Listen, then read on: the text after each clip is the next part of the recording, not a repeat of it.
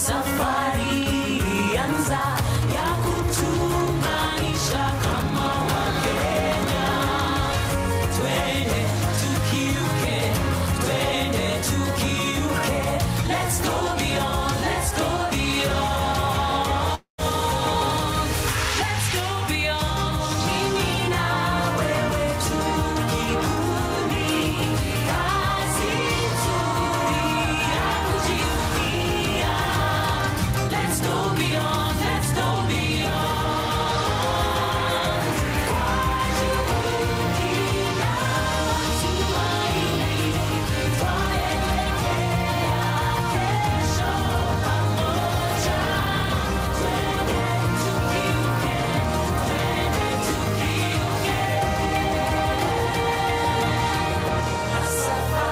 Safaricom. Good morning, everyone, and happy Safer Internet Day. We are streaming live on Safaricom. So I will be your host today. My name is Njeri Gane, and join me today for an amazing program. We have an amazing panel talking about safer internet. And before we get started, I'd like to give you a couple of housekeeping rules. And as usual, the chat box is for our interaction. And the panelists, please be on mute when speaking and when not speaking, and have your videos off until you're called upon. In staying committed with our promise of diversity and inclusion, a live transcript will be made available from the comfort of anyone with hearing difficulties who has joined this particular event. As we start the session, please tell me right now on chat, what do you understand by safer internet? Because that's what the day is about today. So what do you understand by safer internet? So interact with me on chat. And as a mom, I have 3 kids. So you do understand that safe internet is definitely a priority in my house. So one of the things that I do to ensure my internet is safe and is having passwords on Netflix. You get, so with all the information that is currently available and all the movies that are currently available, I would like to limit my kids from being exposed to a certain thing until a certain age. So Netflix allows me to do that. So that is my role as a parent when it comes to ensuring our kids have safer internet. What is yours? What do you do to ensure your kids have safe internet access? Okay. Now, quickly, did you know that 14% of children will meet strangers online and arrange a secret meeting with them? We have seen exposés on YouTube and even there was one on Instagram whereby 13, 12-year-olds are meeting strangers online and actually having secret meetings with them in hotel rooms and all that. Did you know this happens to 14% of our children? Okay. So in the chat box, tell us some of the measures you take to ensure there's a safe internet consumption. Now that I've laid down the rules and given you a little fun fact about how internet is nowadays, let's see how you guys feel. So log into www.menti.com. www.menti.com. The code is there on your screen, 4945687. Right? Are we having Menti on? There you go. On your screen. The code is 49453687. So let's have a couple of people logging in.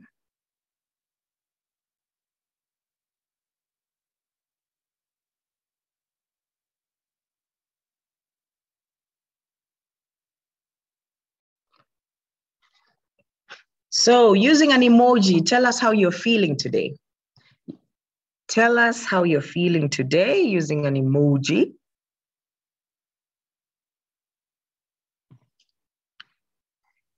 It's quite a very beautiful day here in Nairobi, so it's definitely a good day and I'm feeling exhilarated. So how are you feeling today? How are you feeling today?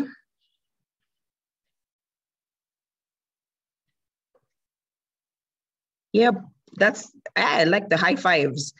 that are popping up on my screen. There's an exhausted face because, yes, it's been quite a day today for some of us. And it's just 8:30 something. Yes, and there's the upside down smiley coming up. Yes, yes, thank you so much. What are your expectations for this session? What are your expectations for this session? Okay, I'm expecting to learn a lot because we have parents who are going to be speaking today. We have kids who are already logged in to be able to give us a tidbit. So what are you expecting today?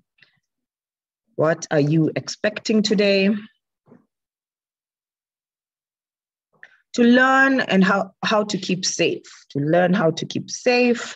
Yes, that's among the many things we're going to learn today in this session. Learn and relearn and unlearn. Yes, that is amazing. Thank you so much.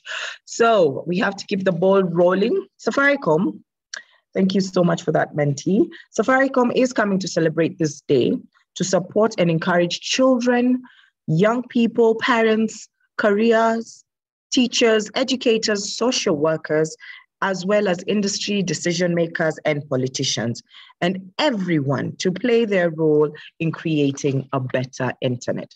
By celebrating positive power of the internet, the Safer Internet Day slogan is "Together for a Better Internet." It encourages everyone to join the movement, to participate and make the most of internet's potential to bring people together.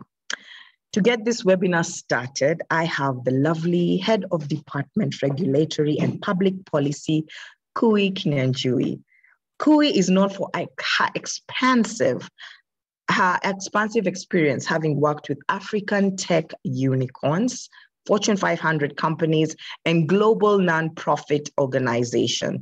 She's known for development of comprehensive regulatory and stakeholder engagement strategy, managing top exec advisory. She works with organizational leaders and worldwide affiliates to identify unique market opportunities, leading a team that is responsible of managing government relations, regulatory compliance, public policy analysis, and external stakeholder relations.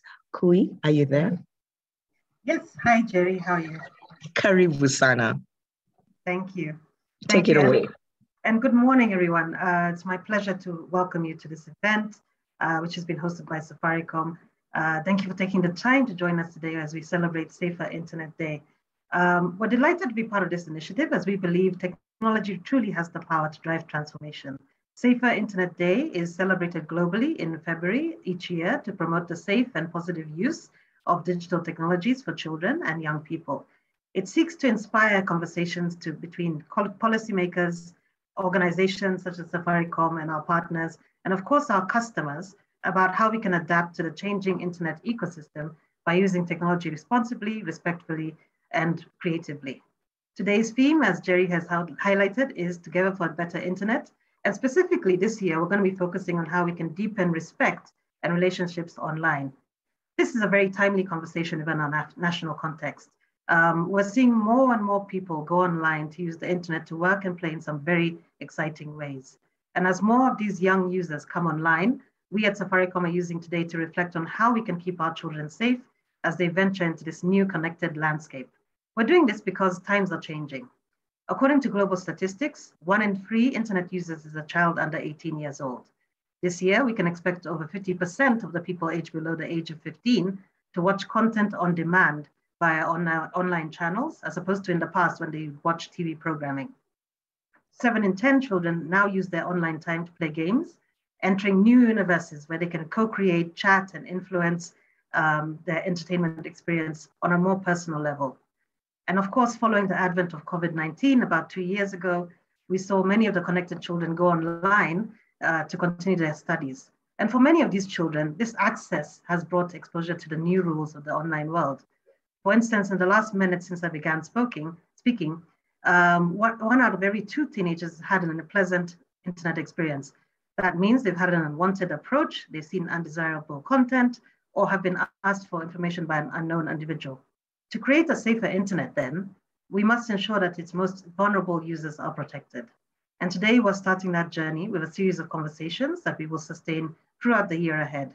And conversations are important. Why? Statistics show that while 84% of their parents worry about what they're doing online, just a few percentage actually spend time talking to their children. Actually, it comes to about 30 minutes speaking to their children across their lifetime. So we're not talking about this issue enough. And that's why today's conversation is really important. We're going to explore how we can create the small actions that will ultimately create a movement towards building a safer online experience for our children. At Safaricom, we believe that keeping our children safe is an issue of critical national and global importance that calls for sustained and concerted efforts. Our mission is to enable a digital lifestyle for all our customers as we seek to transform lives more generally.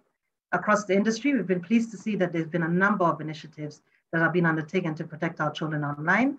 And by leveraging more of these partnerships, we have the ability to actually deepen our ability to protect children online. Let me just talk briefly about what Safaricom has done in this space. In 2014, we integrated a child rights policy as part of our sustainable business principles. This policy guides how we conduct our business and manage our processes internally. Within each function or department at Safaricom, we have actually trained specialists to ensure that in everything that we do, we actually are mindful of children's rights.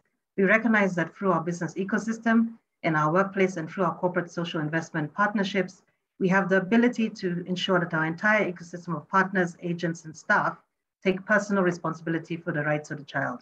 We've also launched a child online safety policy, which guides the development of our products and services online.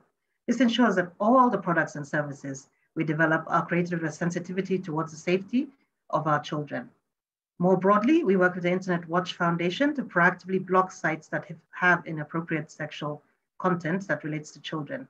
This does not mean that we actually filter content. It just speaks to a more proactive measure to block websites that are known globally that have been flagged for inappropriate or harmful content.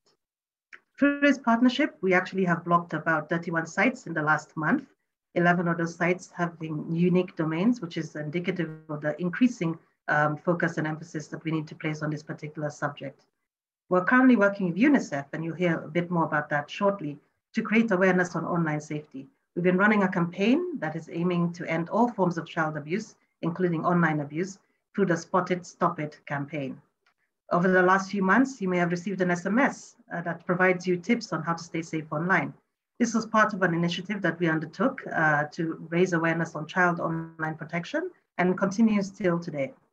In addition, we've collaborated with other industry players through the GSMA We Care initiative, where as an industry, we have committed to work together in ensuring the safety of our children online. And it's through this initiative that we've been able to support our regulator, the Communications Authority, in the development of an interactive child online protection guide, which was launched last year. Please do check it out if you want more information on this subject by visiting the Communications Authority's website. In 2019, we also launched an internet safety solution known as SecureNet, which seeks to provide some protection level for our home fiber customers. SecureNet basically enables our customers to manage the screen time, to filter which content they would like their children to view, to filter any spamming content, and protect them from malware in real time, taking the stress out of monitoring for parents. It's available on every Safaricom fiber connection, and as of December 2021, we had a total of over 23,000 homes signed up to the service. Lastly, we worked with the Department of Children's Services in developing a national plan of action on child online protection. This plan seeks to address the different responsibilities each stakeholder in Kenya has and outlines the specific activities that they need to undertake over the next 5 years to ensure that we are handling child online abuse and protection cases better. So whether it's through partnerships, government engagements, through our products and services, or through our day-to-day work, Safaricom remains committed to doing our part to ensure that the internet becomes a safer place for the children who are able to access it. We're also very well aware that even as we undertake this work, there's more to be done in the space of getting more children online. We have a long way to go as a country, and of course, as part of our Transforming Lives mission, we continue to remain dedicated to ensuring that more children are able to access the internet and do so safely. We do this because we believe we have a responsibility to our community that goes well beyond selling bundles or voice minutes. And that is why we've been proud to be part of the annual commemoration of the Safer Internet Day over the last 8 years alongside our partners. And with that, I'll close my remarks and once again, welcome you to this forum. Thank you for your time. Thank you for spending this period of your day with us, and extend an invitation to you to work with us as we continue to build a safer internet for Kenya. Thank you. Over to you, Jerry. Thank you so much, Kui.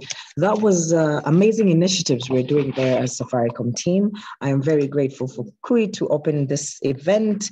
So just to reiterate a little about what she says. She said 1 in 3 children is accessing the internet as we speak. And with the onset of COVID, we have seen a lot of children go online to be able to access different things as far as education, not only education, but also entertainment. And 1 in every 2 teenagers is having a bad experience online, even as we speak. And we are working together, not only Safaricom, but as a team entirely. We must ensure that our most vulnerable users of the internet are protected. We are in collaboration with different teams in Kenya.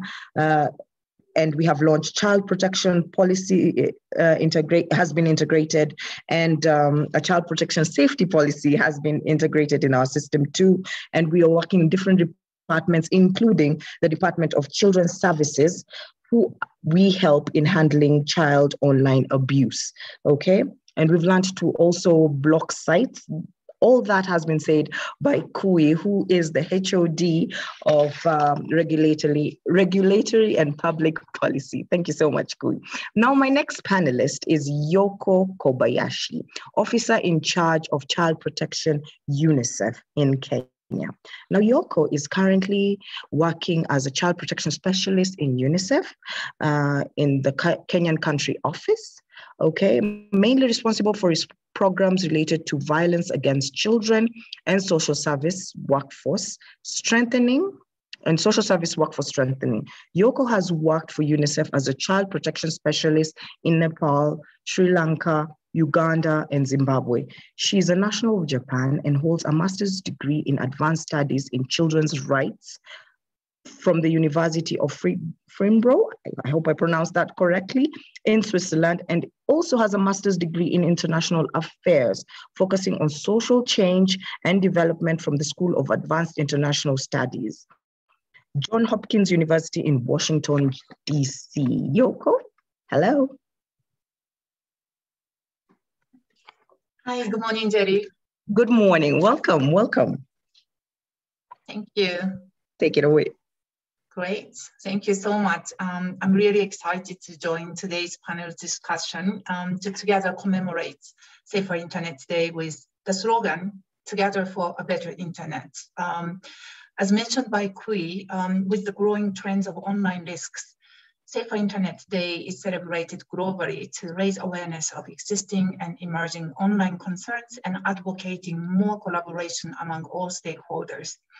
And I wish to thank Safaricom for hosting today's webinar to together discuss challenges, but also highlight contributions that's been made by the government and various stakeholders in ensuring the online safety of children. Indeed, UNICEF and Safaricom have an ongoing relationship focusing on keeping children protected from violence and abuse. Stop It campaign was mentioned with focus on protection of children from all forms of abuse, but obviously including online abuse. And we have been witnessing the digital environment is constantly evolving and expanding, encompassing information and communication technologies. And across most aspects of children's lives, the COVID-19 pandemic, as has been mentioned, has sharply increased all forms of online activities, accelerating this shift of many aspects of children's lives from offline to online. We know that the internet, mobile phones, other electronic media provides children and young people with level of access to information, culture, communication, and entertainment. Indeed, the internet can be a powerful tool for children to connect, explore, learn, and engage in creative and empowering ways. With many of their extraordinary benefits, however, comes hazards, as we've been talking. The internet and associated technology have made abusive images of children easier to create and distribute, and provide significant new opportunity for abusers to access and make contact with children and young people online. As been said, 14% of children users of internet in Kenya has had that.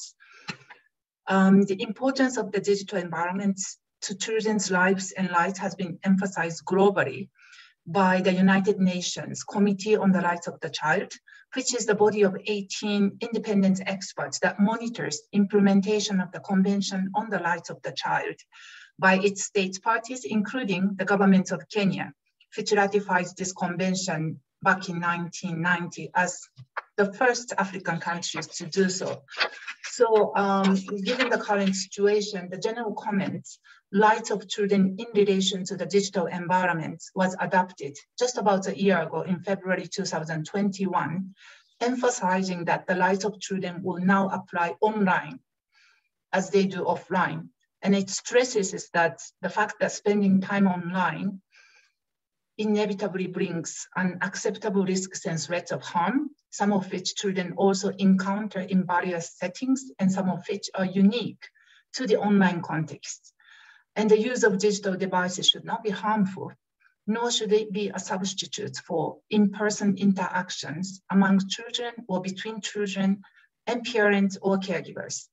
What is really notable in this comment by the Committee on the Rights of the Child is that we are all requested to pay specific attention to the effects of technologies throughout the life cycles of children from 0 to 17 under the age of 18, but also particularly paying attention to the earliest years of life when the brain development is at its fastest rate. The social environment, in particular relationship with parents and caregivers, as we know, is crucial to shaping children's cognitive, emotional, and social developments. As risk of harm continues to evolve and grow exponentially, prevention and protection efforts based on evidence and data is a priority. So UNICEF Office of Research, Innocenti, has worked with experts and Interpol, funded by the Global Partnership to End Violence Against Children, carried out a research on online child sexual exploitation and abuse called Disrupting Harm Study. Disrupting Harm Study was conducted in 6 Southeast Asian countries and 7 Eastern and Southern African countries, including Kenya. So the study findings in Kenya provides the comprehensive evidence on the risks children face online, how they develop, how they interlink with other forms of violence, and what we can do to prevent them.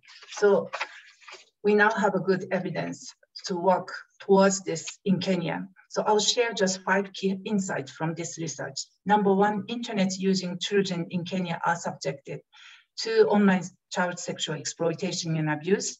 And according to children who are subjected to online child sexual exploitation and abuse and frontline workers, most offenders are someone the child already knows.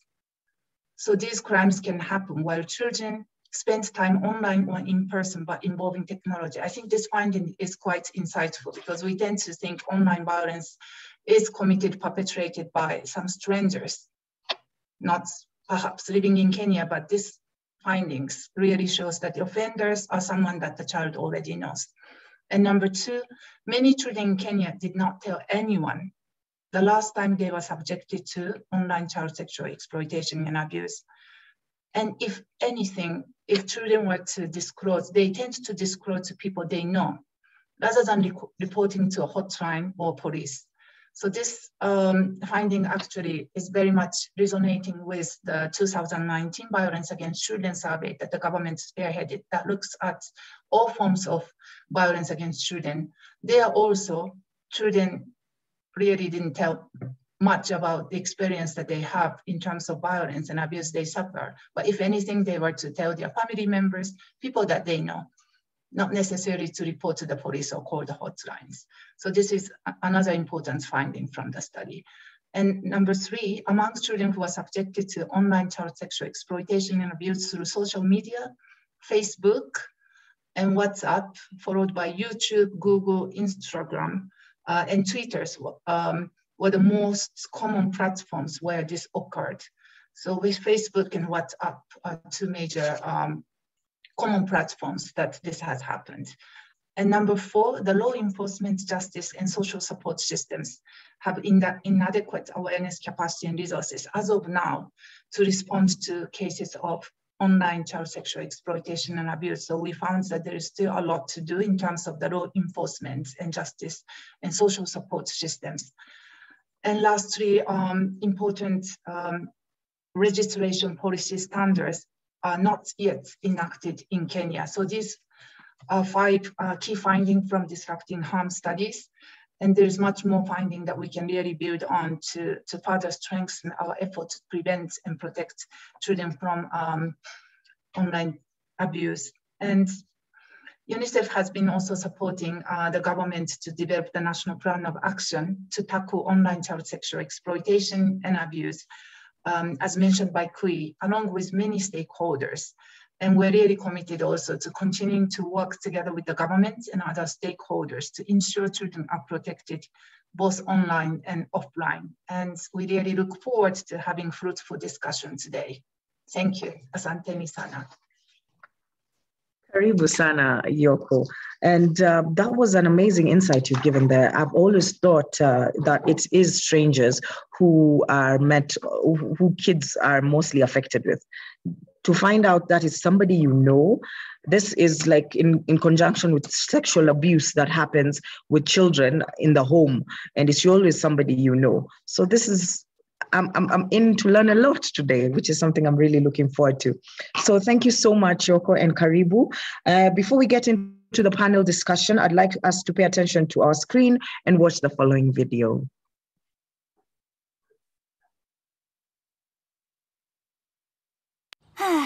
Love and kisses from... Oh, it's on!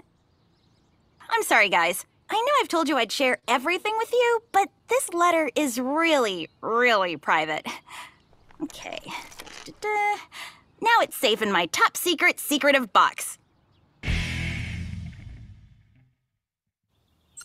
The internet is a great place to do research for school. Share pictures with friends, play video games, or check out the latest trending videos. But it's important to remember that there are billions of people who access the internet, and not everyone has good intentions when doing so. You should think carefully before you share personal information, pictures, or videos on the internet, even if you think it is private. Nothing on the internet is completely private. It's a good rule of thumb not to put up anything that could embarrass you later. If you wouldn't want your grandmother to see it, then don't post it. And don't share private information with people you don't know. Trust your instincts. If someone approaches you online and makes you feel uncomfortable or in danger, stop communication with them immediately. And tell a parent or another trusted adult. It's best not to meet in person someone you've only met online, even if you've been communicating with them for a long time. They may not be who they have told you they are, and it could be dangerous. If you do decide to meet someone from online, it's best to meet them in a public place and to not go alone. Always take a friend along just to be safe, and let someone else know exactly where you are going and who you are going to meet. Bullying someone online, through email, social media, text messaging, or any other website or app is called cyberbullying and is still a form of bullying. It's often better to block, delete, or try to ignore bullying messages than to respond to them. If that doesn't work, getting help from a parent, school counselor, or another trusted adult might be a good idea. That's especially true if the cyberbullying contains threats.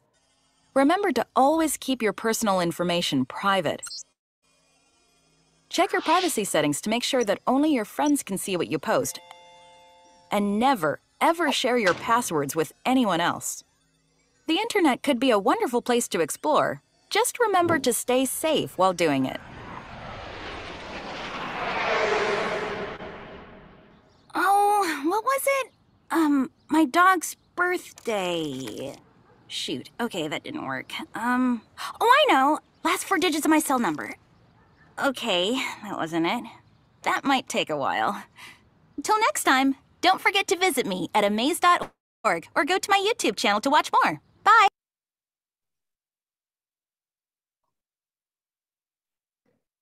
If you don't want your grandmother to see it, please don't post it. That is a very nice tidbit right there from that video.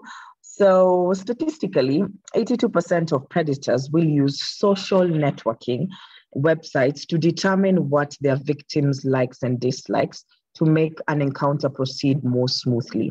Have you watched Netflix Tinder Swindler? It gives you a lot of insight on how somebody can be able to use your information and, take advantage of you.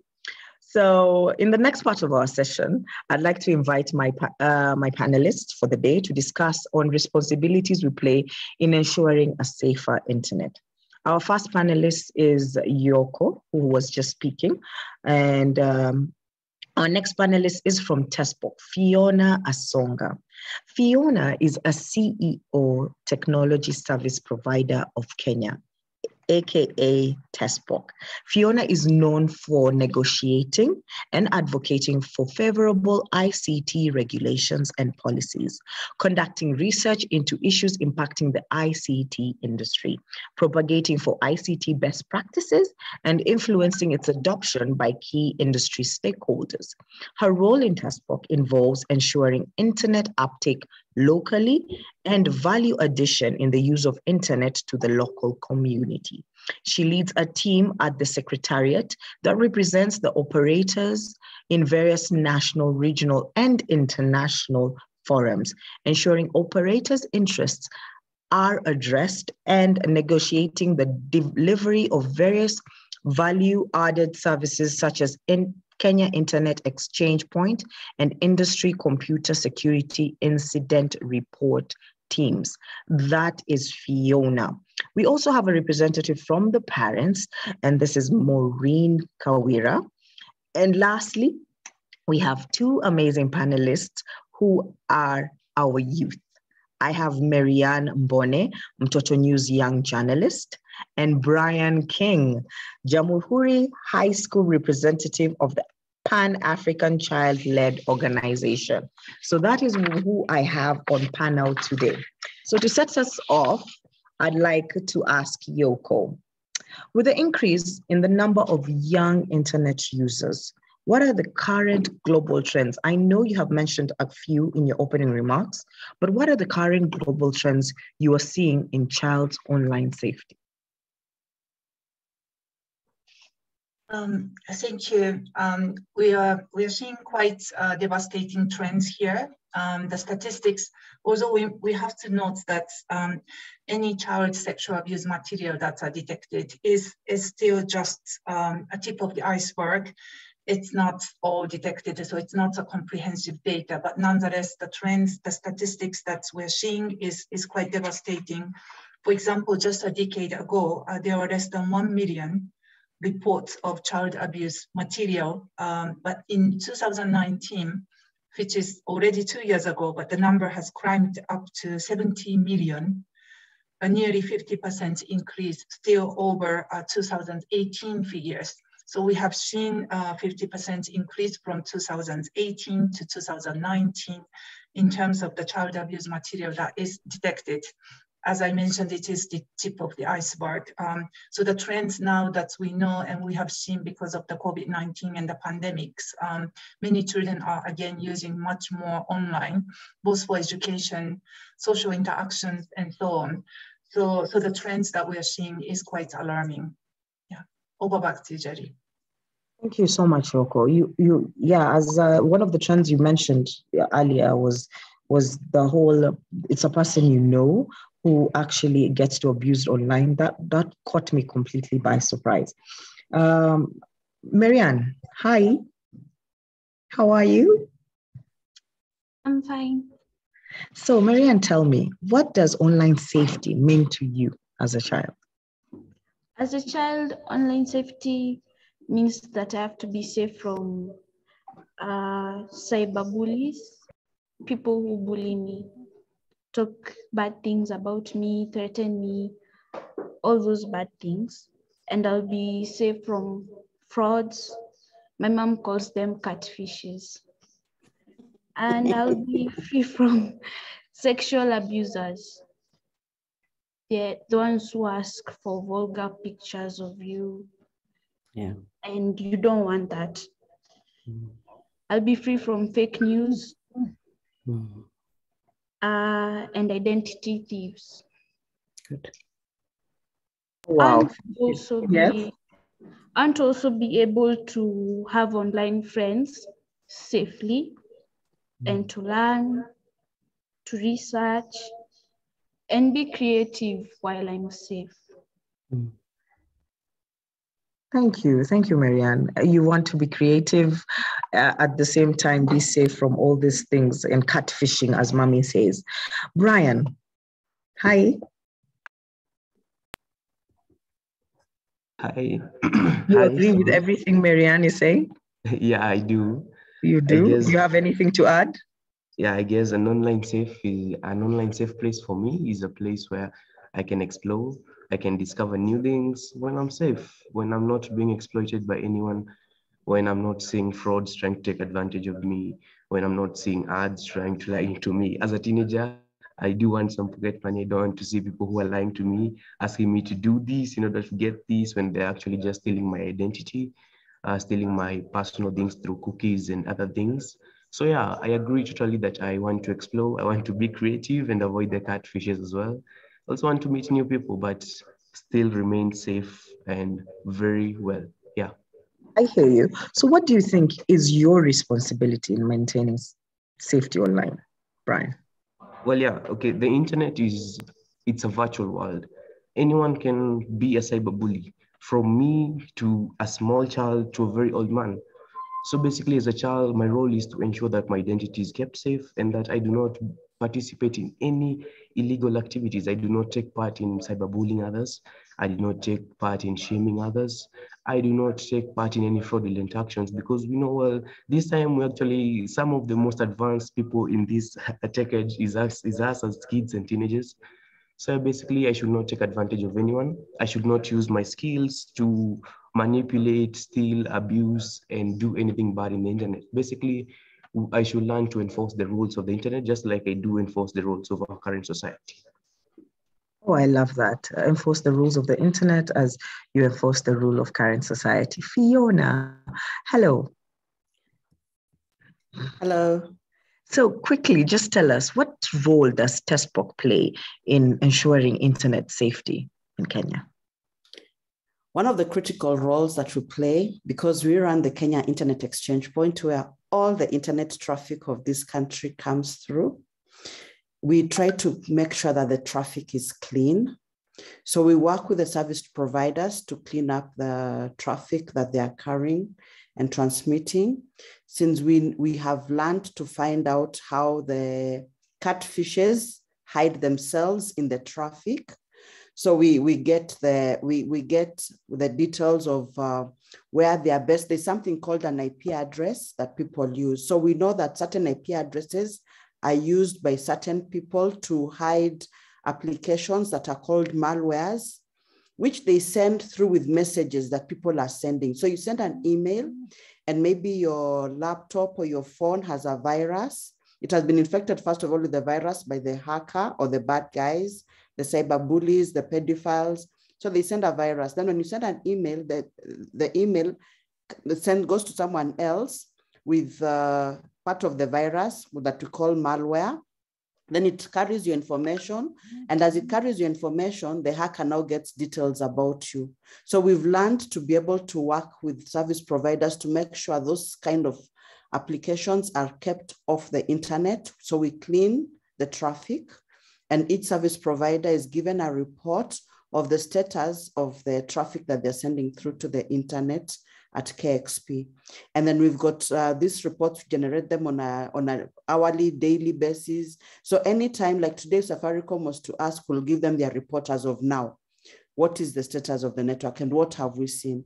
And sometimes we have seen even people who are persistently trying to target certain websites because those websites may be having either money or they've got information that they think is very important for them. So they want to steal the data and go and sell it. And so we are able to see that, and we let the service providers and their customers, who are sometimes banking institutions, know, and we work together to try and keep the internet safe.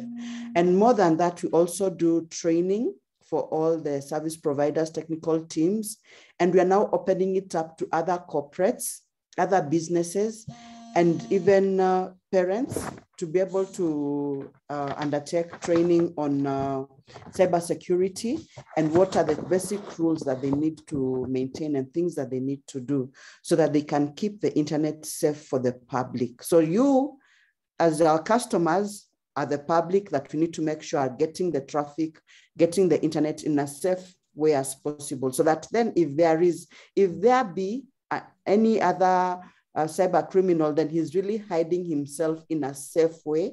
And those ones are easy to track and easy to arrest because we also work with the national police so that they can be able to, we give them the information of where we have seen, if there are entities that are local, where we have seen what is going on, and they are able to go in and to arrest some of these people. Thank you so much, Fiona, for that. Maureen, what are the responsibilities of a parent when it comes to online safety? What are the responsibilities? Sorry about that.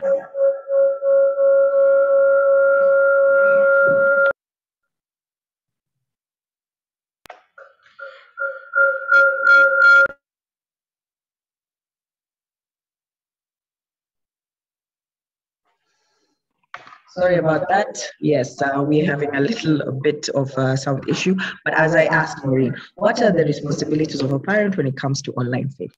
Take it away. Thank you, Njeri. Good morning, everyone. My name is Maureen Kawera. I am a parent. I can share. I am the mommy who says catfishes. I am a counseling psychologist by profession. A child protection activist, who are a very intentional parent. For me, responsibilities of a parent, one, you need to be informed as a parent. You need to know what is happening. This assumption that we have, especially for us African parents, that if your child does not have a phone, they don't have access to the internet. Your kids have access to the internet through caregivers, through neighbors, through friends, through cybers around the neighborhood. All they need is 10 shillings to access a cyber. All they need is to just talk to a friend, a neighbor, and tell them, I want to search something online, I want to talk to a friend. So you need to be informed. We also need to be educated, to research and to learn. We have apps, we have programs. When I started learning about online child protection, I didn't, like you've said, like Yoko has shared, we always assume the people who will have access to our children online are strangers. Surprisingly, it's people they know. We always assume they need to have a phone to access internet. They need to talk to someone who is, they don't know anything. We also assume kids don't know anything about the internet, like they don't know the sites. Like as Brian has shared, there are ads that take them to such sites. So you need also to be educated as a parent, what's happening. You need to educate your child how to be safe online. One thing I have talked to different parents over the years is don't keep your child away from something if they will end up using it. They are much more safe if they learn how to use it safely. Keeping your child away from a phone does not mean they're safe. It means when they have access to that phone, it might be too late for you to try and teach them how to be safe. So it's better if you know how to be safe yourself and also educate your child how to be safe. Number 3, as parents, we need to be vigilant. As Fiona has shared, so many things are coming up every day. So you need to be vigilant. If you're using a new app, if you're using Netflix, if you're using YouTube in the house, or a smart device, any smart device, know how to use it safely. I am one parent who is not tech savvy, but I am very eager to learn. So I always ask, what can I do? What password can I do? How can I use this and allow my child to use this device, but also be safe? So we need to be informed, we need to educate our children, and we need to be vigilant. Thank you, Njeri. Thank you so much. That was Maureen. She's a representative of one of the parents who she's representing us. So yes, you've just made me aware. I haven't checked my daughter's phone for quite a while, and there are a couple of pop-ups that are coming up. I need to go and wipe that out right now. Okay, so Brian, quickly, have you ever experienced or know anyone who has experienced any form of online abuse? Well, when it comes to online abuse, there are various forms of it. And I believe all of us, okay, some of us, if not all of us, have come to access with online abuse when it just starts with a single comment, someone just saying something bad about you, to someone trying to sell you something you don't even know you need, to some ads or sites asking for permission to access your cookies and then end up accessing your information. So yes, I'd like to say I have, if not me personally, then my friends have actually come to online abuse, have been abused online in many ways. Yeah.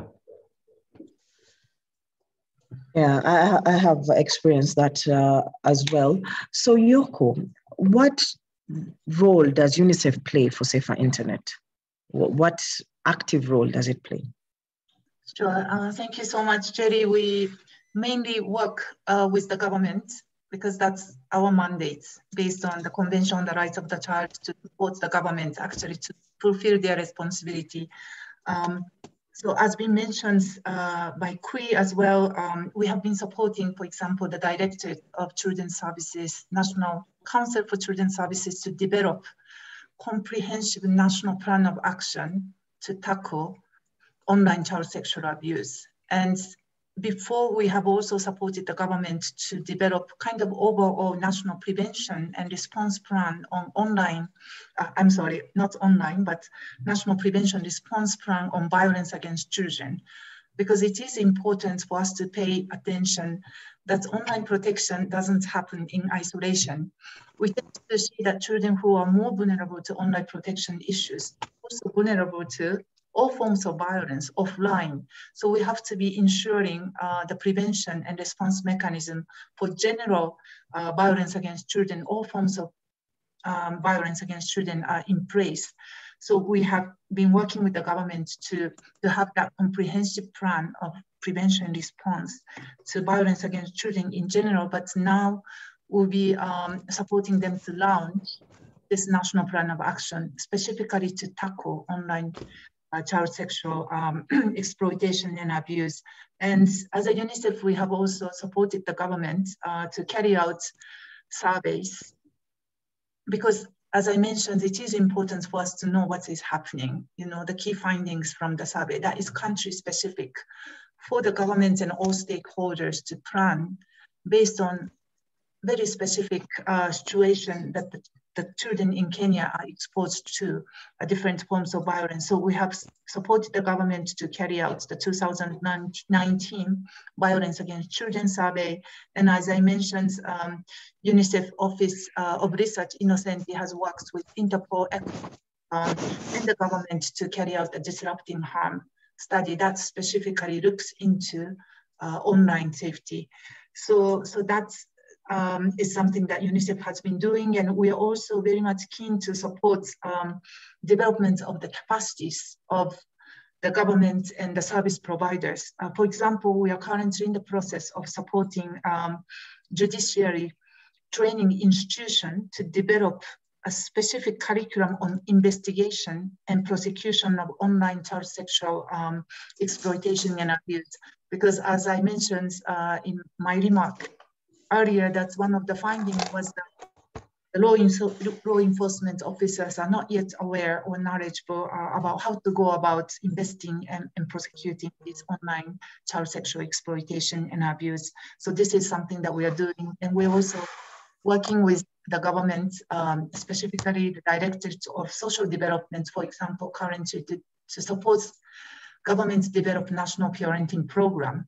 And online protection issue is treated within that parenting program, because we recognize as much as we work with the government, the law enforcement, the policies, the service providers, all important, but we all know as a parent or family members of the child, those who are closest to children, parents, teacher, they should be made aware, as so eloquently mentioned by Maureen. And so we are increasingly looking at working closer or supporting parent caregivers and teachers to learn more about how to go about preventing and responding to online safety issues. So over back to you, Jerry. Thank you so much, Yoko. I have just seen how much you're doing and how much you are collaborating with our government to ensure our safety online. So, Fiona, what opportunities are there for the technology industry as far as promoting online safety? Are there any like opportunities that we can take advantage of, or we are already taking advantage of? There are opportunities that we are already taking advantage of, but there are still many more opportunities. And when we look at it, some of the opportunities begin with events such as this, being able to create awareness to stakeholders and being able to have these conversations, not just on the Safer Internet Day, but on other days as well, where we are then talking to the users about good digital citizenship and net etiquette, because these are important values that come into play when the internet becomes a platform for our everyday engagement and transactions. We also have an opportunity to be able to do something, for example, with the schools. There's a lot of internet connectivity now going on to the schools. And one of the things that TESPOC is asking its members to do is to work with the schools, especially their computer clubs, to promote online safety and digital citizenship. Because today we have a limited number of children who are on the panel and discussing or following this conversation and engaging in it. But we need to reach so much more. When you look at all the children in this country who are able to get online, they need to know that the internet is not forgiving. It doesn't forget. What you put on there will stay forever. So you need to put on things that you'll be proud of many years down the road. When you're young as a child and you think you can put in anything and you say, "Babuli, your friend," unfortunately, that information will stay there for a very long time. And that means you'll have branded yourself as a cyberbully. So it's important for kids to understand some of these very basic values and principles for good digital citizenship, and to know that the cyberspace is as important as their physical space. In your physical space, you do not wake up and shout and scream about everything that you're doing, everything every day. You actually limit your conversation to the privacy of your home. So you will share some things just with your siblings, others with your parents, and you also have some things that you share with your friends. You don't share everything about yourself with the whole world. Those are basic things that industry is trying to get stakeholders to adapt. And it's not just children, unfortunately, it's also adults. A lot of the children replicate what they see their parents doing online. It begins in the home. And the way we engage as adults, the kids are watching. What you do is what your kids will do. When I'm online, my daughter will always want to say, "Mommy, what are you doing?" And I let her see it and I tell her, "Now, this is what I'm doing. This is what I'm working on. This is what I'm using the internet for." If it is, as a rule in our house, if it is videos that the kids want to watch, we watch them together. So we make a point of knowing, just to train the child that it's a good platform, but this is how to use it. So parents, I think, need to create a bit more time to engage with their children. And as an industry, we are trying to encourage that. So we try to find platforms and ways in which we can be able to get this done. The other thing that we're doing is partnering with NGOs that are addressing issues of online safety for children, because these are able to then carry out the more detailed surveys and to give us statistics and data that shows whether or not our effort is bearing fruit. Are we making any improvements? Are we not? And these include entities like the Watoto Watch, the Internet Watch Foundation, and Unicef, and the data that they produce becomes very helpful to us as industry to be able to know whether the awareness and efforts we are providing are making a difference. In addition, when I look at the wider industry, there's been a lot of improvement in terms of the devices that we are getting out there. All the devices today come with privacy settings that you can configure and adjust based on the age limit of the person going to use the device. And the same is happening to applications. A lot of applications are also now age rated. So a child can only download an application that allows them to download at a certain age. So we are encouraging some best practices that are going to be important to also help the stakeholders who are using the internet to be able to use it correctly, and to be able to use the right applications and the right platforms for the ages that need to access the internet. Thank you. Thank you so much, Fiona. Maureen, Fiona has said a lot of it also, a parent plays a huge role, and we have a responsibility in the opportunities that are available for online safety. So my question is, what are the challenges or issues that we face as parents, especially in dealing with online risks? So I can say the biggest challenge. So I can say the biggest challenge is we have a bigger message or a louder message of fear towards parents than information that is available. So most parents are fearful rather than curious on learning how to keep their kids safe online. So if that narrative would change, I feel like if more parents were empowered, and I'm grateful for what Unicef is planning to do with parents, because if more parents are informed, we'll be more confident in educating our kids. But if we also come from a point of ignorance and fear, then it becomes a challenge even for myself trying to have the same conversations with other parents. And they're like, we don't know where to start from. I don't know. Even I've realized most of my parents don't know their kids have SIM cards. So all they need to do is, if they have airtime on that SIM card, they just need to borrow a phone from someone. So it's just that narrative of fear that is going around of the risks that are there, rather than information on how to keep the kids safe.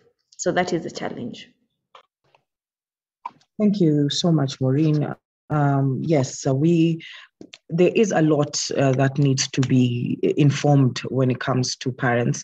I personally I'm privileged to be a bit more tech savvy than most parents out there. So I can just imagine when kids do loops around the parents, hide the SIM cards, hide the apps, you hide an app and you don't even know where you can find the WhatsApp. There was a time my daughter actually hid WhatsApp. I couldn't find it for a while, and I had to, thank God I know how to get around that. So yes, children can be sneaky, Brian. Cindy, very, very sneaky. But before I go to Brian, I would like to ask Yoko, what more can stakeholders do to enhance online safety? What more can we do? Thank you so much, Jerry. That's an excellent and I think $1 million question. I don't have any single answer to it. I just would like to say it takes a whole village, or we have to take a whole society approach where we work with the governmental policymakers to ensure that legislation also addresses this new emerging, area of crimes and protection issues. So law and policies, but also prevention efforts is so important. I think it often comes out of lack of knowledge and not paying enough attention perhaps on the part of parents, caregivers, but often sometimes children themselves. So I think for prevention, just the capacity development, awareness raising, sensitization of parents, caregivers, and children themselves have a really important roles to play. And in terms of response, I think it's also very, very crucial for child protection stakeholders or supports social service or child protection service providers to provide adequate support when this online protection issues come to their attention. So I think we have really, everybody really has an important role to play, and we should be doing more as we know that this is not going anywhere, and we just have to continue to accelerate our efforts among all the stakeholders. Yeah, back to you, Jerry. Thank you so much, Yoko. I totally agree. Together for a better internet. So that's our motto. And so that means all of us need to come in together, all hands on deck, and ensure that we create a safe space online. Now, Maureen, so that we close up this, we have had awareness. That's what is being reiterated by Fiona, by Yoko, by yourself. So what more can we do? Yes, we have awareness, but what more can we do as a parent to keep our children safe online? As parents, I feel like we need to be proactive. to take initiative, to research on what is happening around the globe and locally, what is happening, what are the statistics saying, what are the risks that are there, and how you can intervene. There are courses that parents can take. Personally, I've taken a course through Frailty and CA, Child Online Protection. So there are courses that parents can take. There are books that parents can read. There are events. I know today there will be an event at Communications Authority commemorating Safer Internet Day. There are events that parents can attend. Events such as this, where parents can attend online and physical to learn. For me, I feel you will be able to keep your child safer online if you have the knowledge and the skill. I can see there's so many stakeholders willing to support parents in this.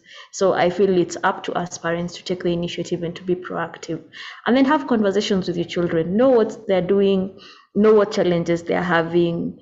I always say allow your children to ask questions rather than listen to you while you lecture them on things on being safe online. Let them ask you questions. That way, if they know for you, you have quote unquote open door policy where they can access you with their questions. They'll come one day when they're really in need of your advice and your guidance.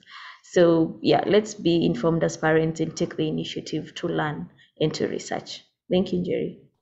Thank you so much, Maureen. I agree. We have to be proactive as parents to have that conversation with our kids about online safety. Brian, what would you advise younger people when using the internet?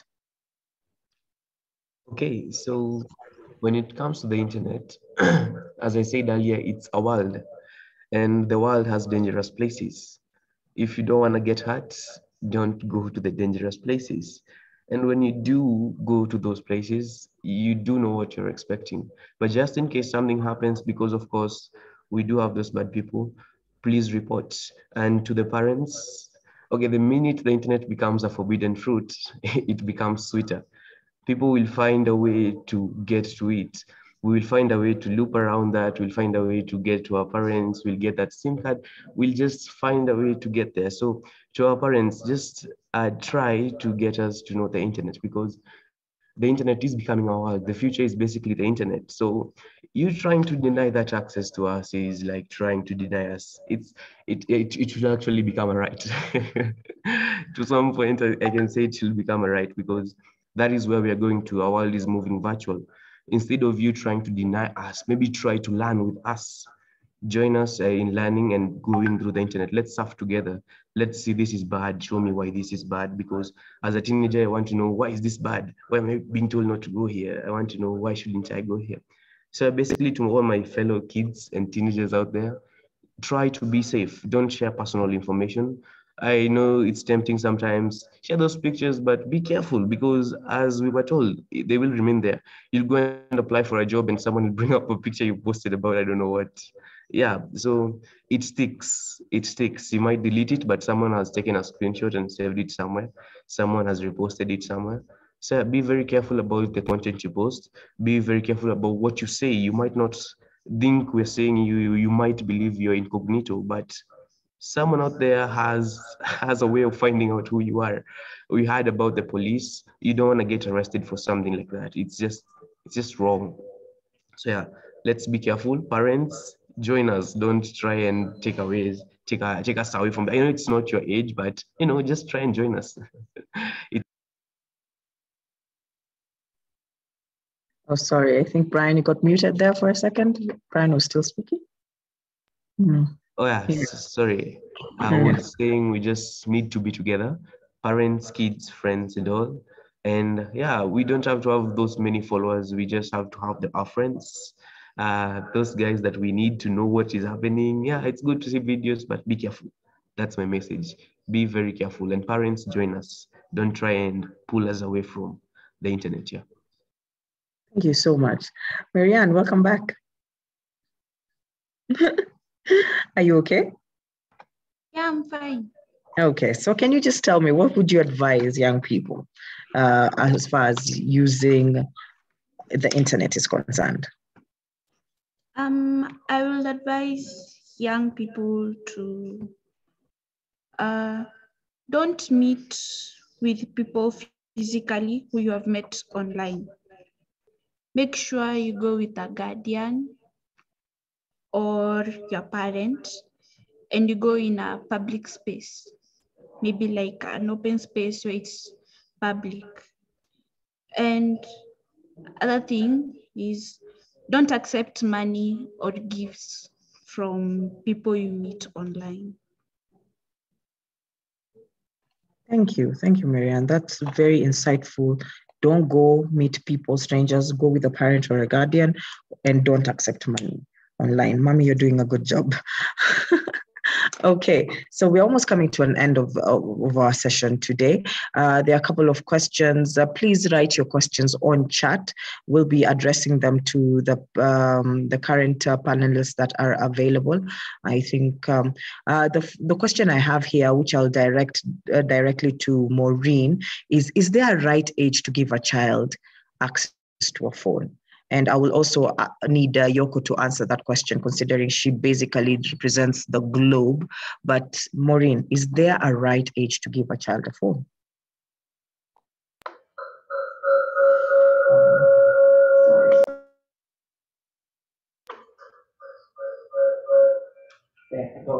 Yes. For me, I don't. Is there a right age really?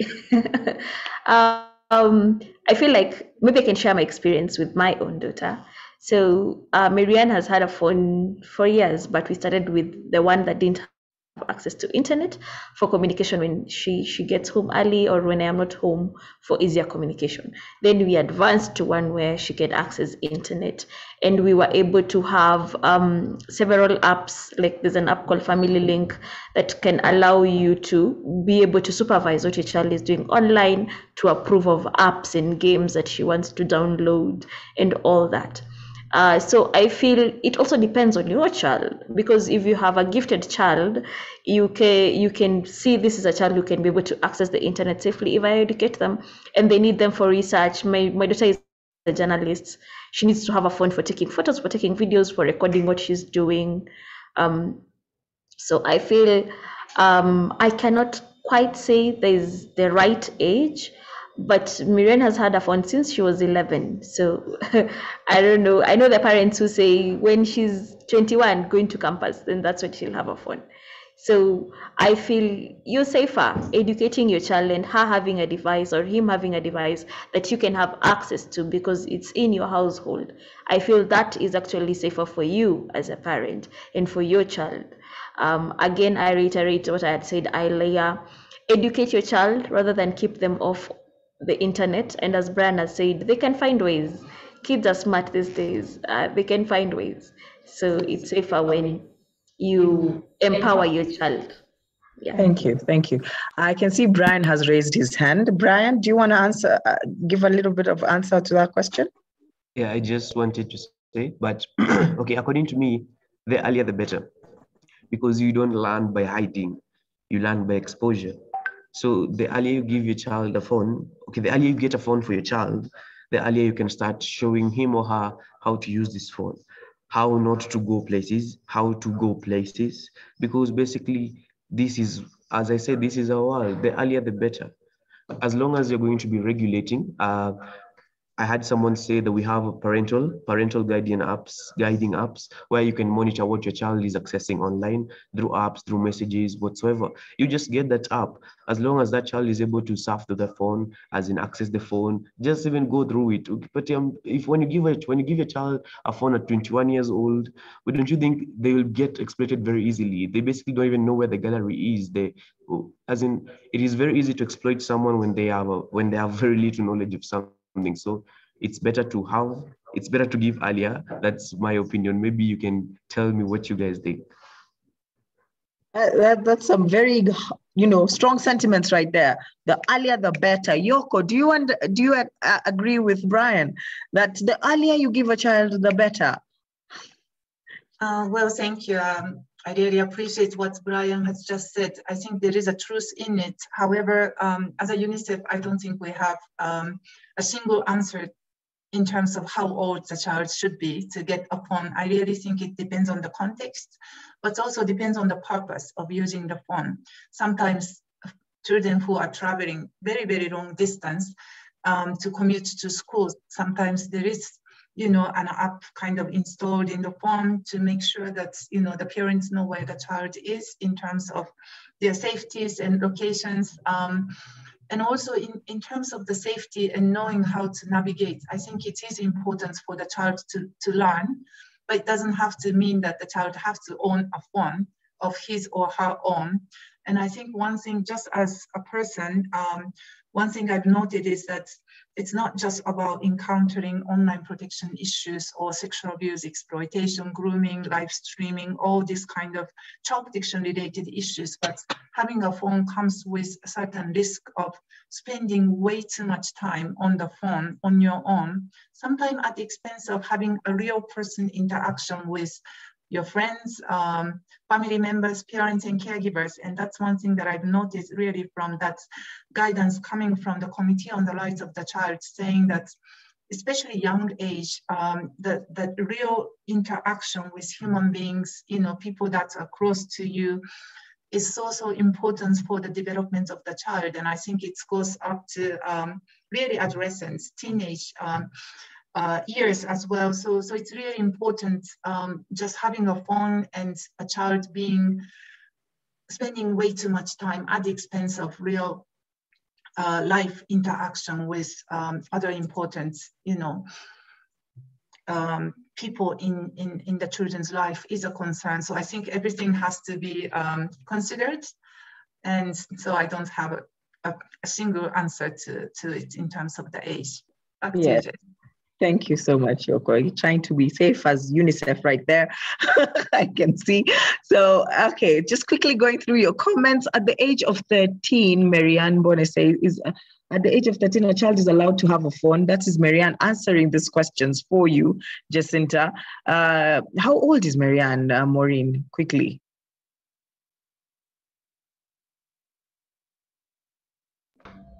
"12." I'm 12 years old.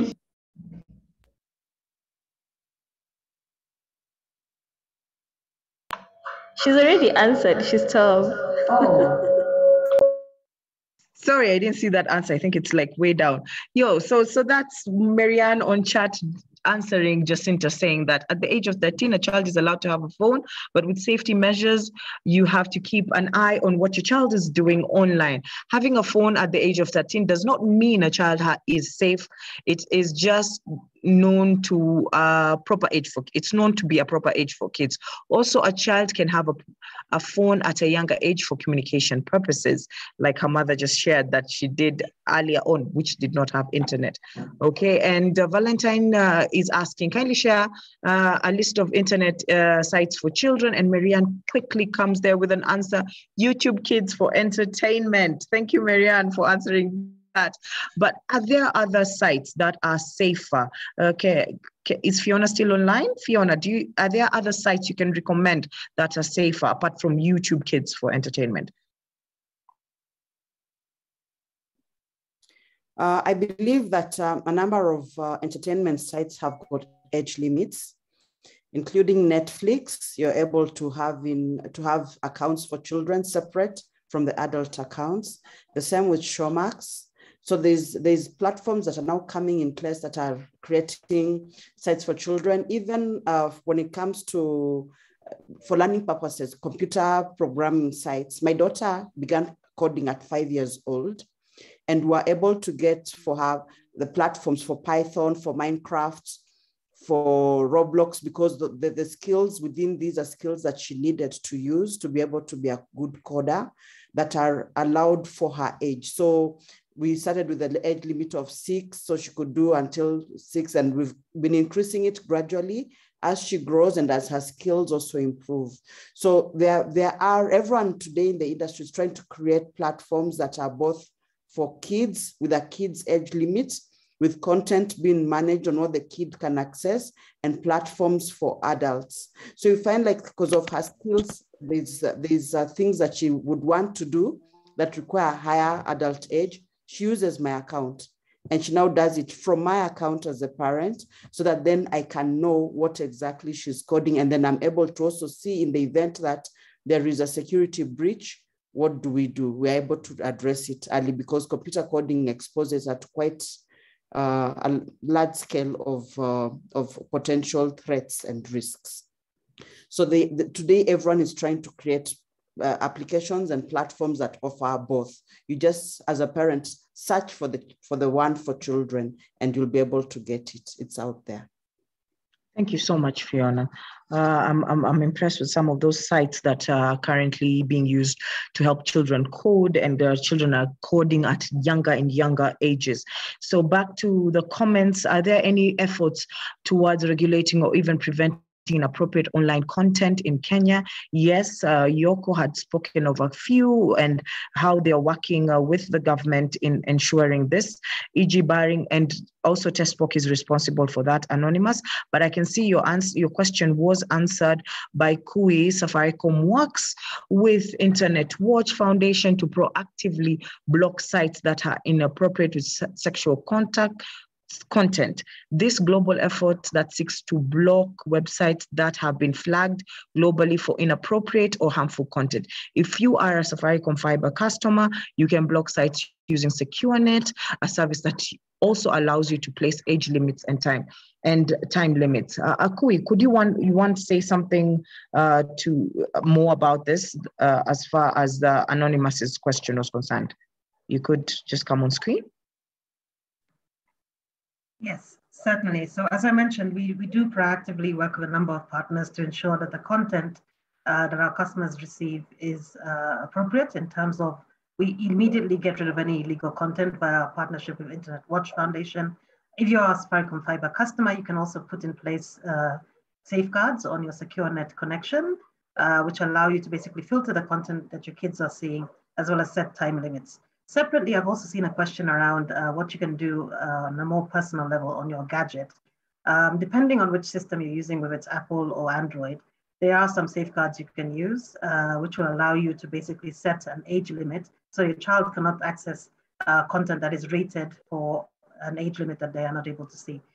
So I think, as everybody has said throughout the panel, it's a mix of awareness, it's a mix of your own interventions in terms of what you're getting your child to see via the devices. And then there's also, of course, the work that we do as Safaricom and through our partners, TESPOC, and the rest of the industry to just ensure that any filtered content that comes in is actually appropriate for the market. So thank you. Thank you so much, Kui. I can see Fiona also added there. Festus, there are several apps such as Google, Family, and Custodio, and NetNanny, and Kaspersky. So now that, Fiona, that is in regard to the question Festus had asked, and Kui answered part of it. Are there apps for parents, parental controls? Are there apps for parental control that one can monitor your kids' phone from parents' phone? So that was answered by Fiona. Fiona, you can come on screen and give a verbal answer to this so that we can, yeah? I think I've clearly just highlighted, and one of the most popular one that is coming with the Android phones because of all the Google apps that people download is Google Family. And for that, I use that with on my daughter's phone, and no matter where I am, I'm able to know what she's doing, and I'm able to control and limit the amount of time she can spend on each application, and even time that she can have the phone on, and I'm able to shut the phone even when I'm in the US. It doesn't matter where we are. Wow. So I found it quite useful, and I've used it for the last 2 years when she now had to actively be online, and sometimes I'll still need to travel even during COVID because of the role that TESPOC plays within the global internet ecosystem. So just manage it from Australia, from the US, from Korea. So long as I have internet access and she's online, I can see everything that she's doing. We have no secrets. Oh, that is brilliant. I didn't know there was such an app. That is Google Family we're talking about? Yes, Google Family. And they keep upgrading it, so it keeps getting new features and is able to do much more as you move along. And it's free. You don't buy it. I am downloading it today. Thank you so much, Fiona. So we are running short of time. Brian King right there said palco.africa is a good site for kids.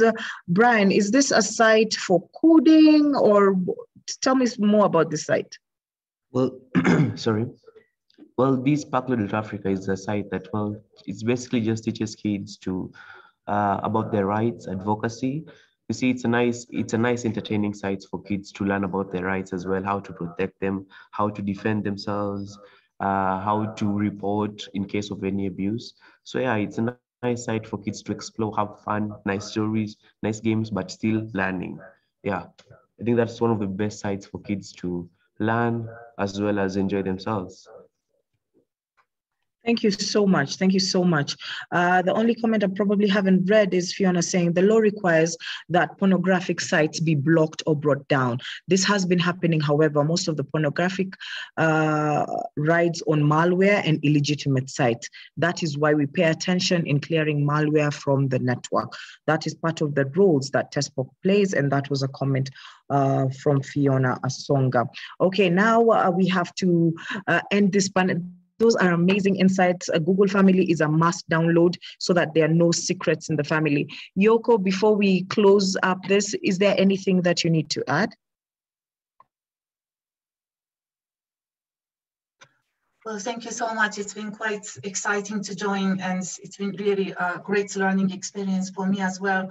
I think if anything that has not been emphasized, and I'd like to just highlight, is how important it is actually for parents and caregivers to have a good open connections, warm relationship with the children. I think it's been mentioned by Maureen, but we have found it from the survey, again, that when children encounter some sort of troubles, something that disturbs them, whether it's online protection issues or others, they tend to come to people that they know, whether it's parents, caregivers, friends, but mostly parents. So I think just having that open relationship, just a space for children to come and be able to talk about anything to parents and caregivers actually can really contribute to early identification of any risks and harms and prevention as well. So I'd like to highlight that before we end this discussion. Thank you. Thank you so much, Yoko. That is definitely highlighted, open communication and kids having the ability to come up to parents and be able to talk to them. Maureen, anything to add while we're winding up the session?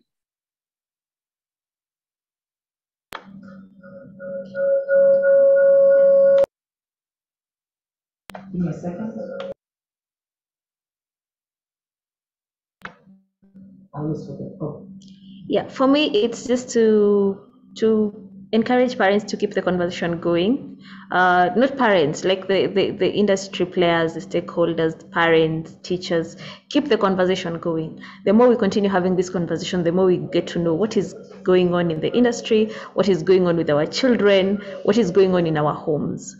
So for me, I feel that the biggest challenge we have is the disconnect that we thought kids are being preyed on by strangers online. That it's also good for us to be vigilant, even as parents. Who has access to our homes? Who has access to our kids' phones? Who has access to our kids' numbers? Like for me, I don't share Marianne's number with anyone. It's for us, family use. If you need to talk to her, you'll speak to her through my phone. So we have to keep this conversation going and and maintain the vigilance as parents. Don't spread fear, spread information and good information to help us.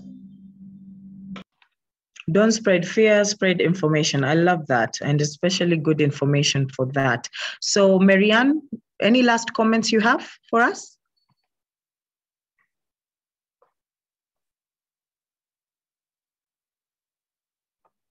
Unmute, yes.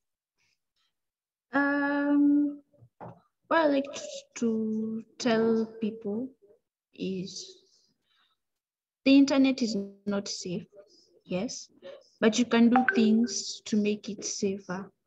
Even after you are 18, you're grown, you have your own home, you have your job, the internet is still not safe. That's why when your kids, your parent teaches you how to be safe online at a younger age. Yeah. Thank you. Thank you. Brian, last comments? Yeah. So basically, I still maintain the earlier the better. Because it's not just kids that get attacked online, also adults do. So also adults, be safe, please. And yeah, parents, when you're also observing your kids, it's good, but don't be too violent because you don't want to push them away. Because if I'm sure my parent is not giving me any sort of privacy, I'll find another way to access the internet. So be with me, guide me, protect me. I so want that protection from my parents, from my society, but still be limit yourself. Don't be too overprotective. To the stakeholders, invest more, please. Invest more in online safety, invest more in child safety, because we have a lot of kids getting exploited out there. We need a lot of investment to UNICEF. The Child Emergency Fund needs to allocate more to child online safety.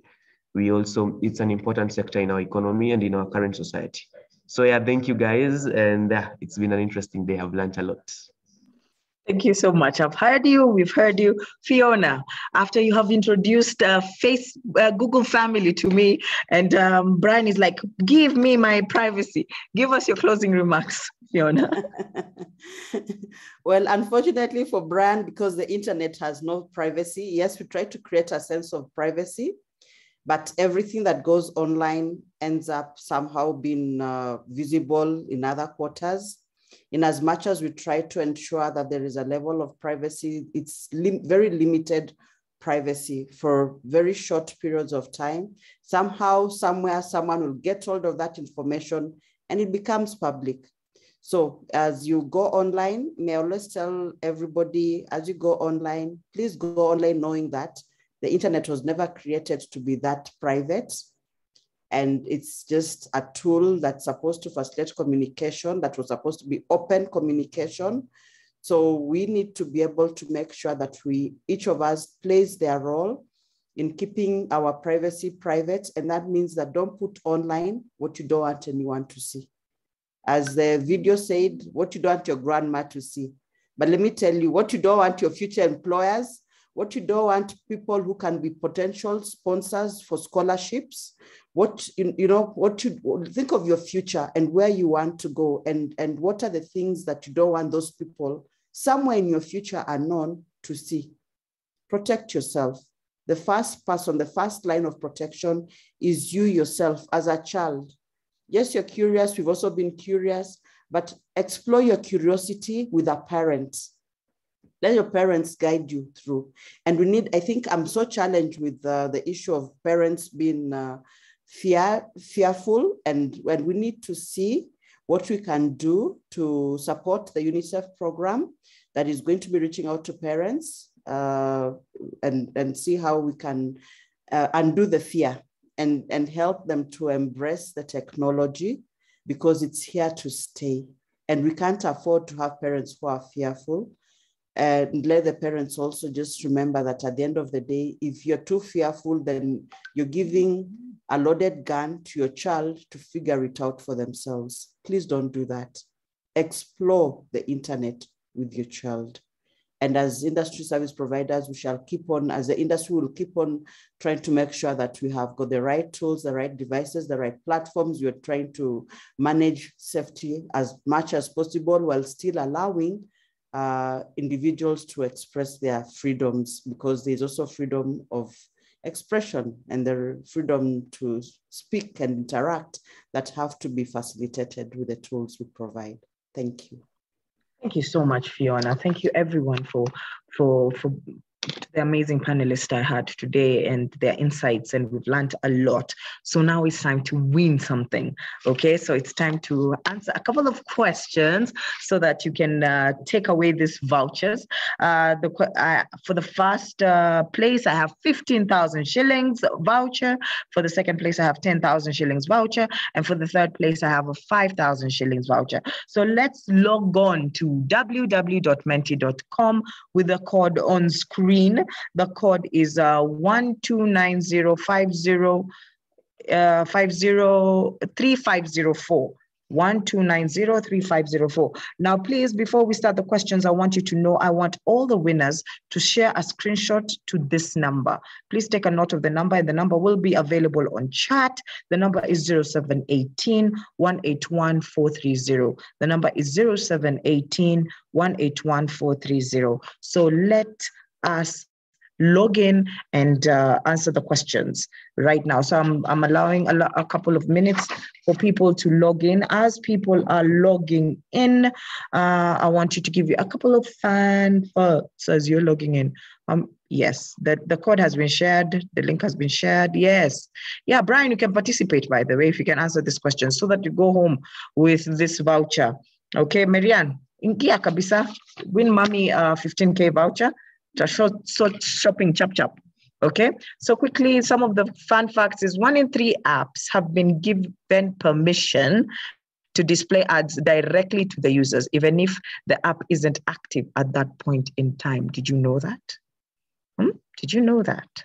Another fun fact is approximately 41.4% of apps are authorized to track the location of users, even when running in the background. Sometimes even when your phone is off, your phone is off, and by the time Google knows everywhere you have been, okay? Only half of the people who access the internet regularly will read privacy policies. You know that whole terms and conditions? We only just say accept terms and conditions, and before you know it, we are being hacked, or our information is being leaked to people we do not want to have. So are we ready for the Menti? Let's go. Question number 1. We have 5 questions right there. We have 5 questions. So question number 1. Which of the following is not an example of threats you may encounter online?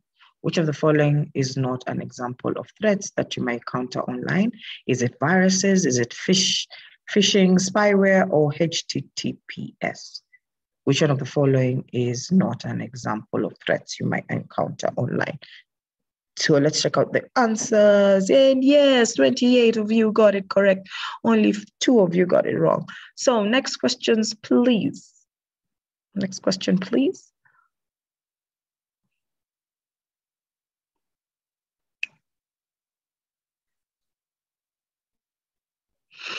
Dash are messages that try to trick you in providing sensitive information. Dash are messages trying to trick you to provide sensitive information. Is it plugins, phishing scams, passwords, or cookies? Which one is it? Which one is it? Okay. And yes, phishing scams.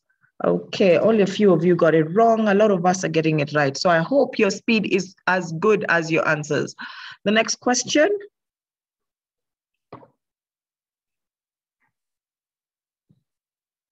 Which of the following passwords is the strongest? Which of the following password is the strongest?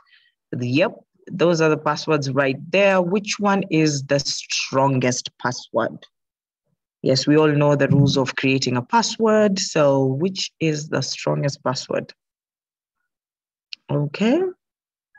Great. I am seeing we have a very informative audience, an audience that knows about internet safety. The next questions, please.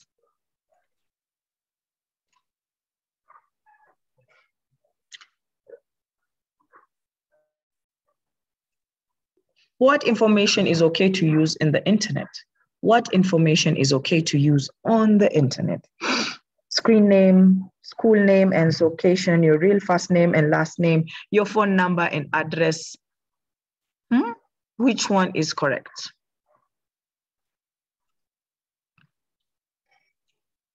Good. Okay.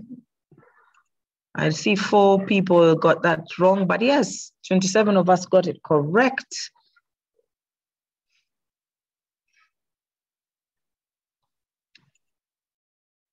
Question 5 of 5.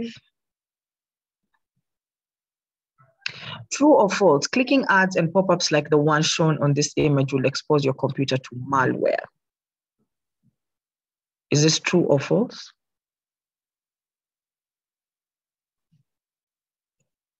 Is it true or false? Okay, most of us got it correct, which is good. That was our last question. Felix. Okay. Felix is in the lead. Good stuff, Felix. Jeff and Asaji, please remember to send a screenshot to this number, 0718 181 430, 078181, yes, 430. It is available on chat.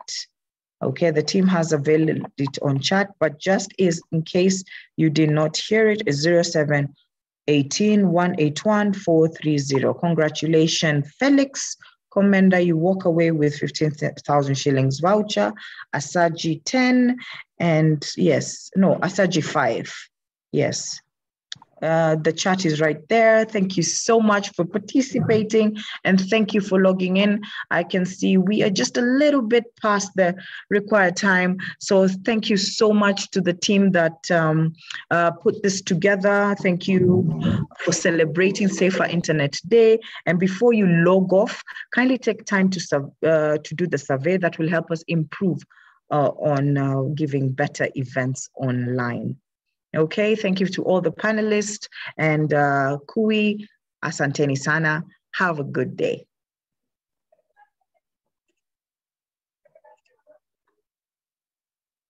Wakenya kila siku twajitahidi, twaangalia kesho kwa matumaini, tukijumuika pamoja wasiliana kutimiza malengo tunapokutana. Ni muda mwafaka wa maisha, kukiwa na njia mpya za kuungana, ambao mnaleta imani ya kufikia yasiyowezekana, nasi tukiwapa mtandao wenye uwezo wa kutimiza hayo.